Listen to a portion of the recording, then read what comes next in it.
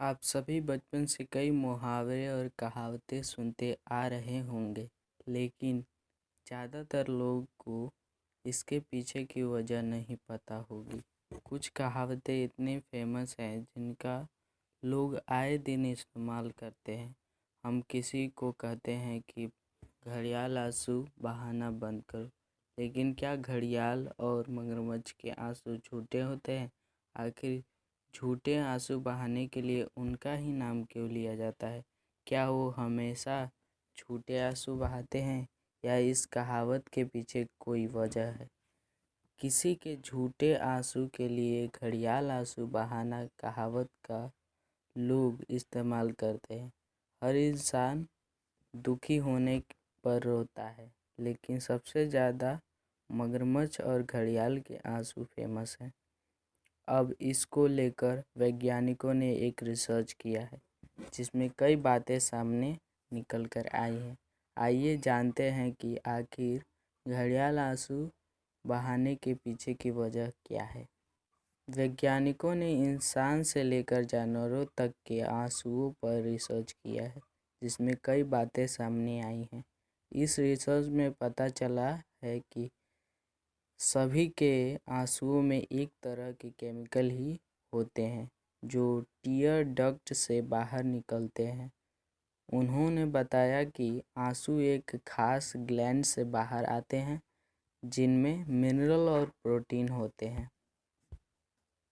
मगरमच्छ के आंसुओं की बात करें तो साल 2006 में न्यूरोलॉजिस्ट डी मैल्कम सैनर और जियोलॉजिस्ट केंट ए विलेट ने अमेरिकन घड़ियालों पर स्टडी की थी।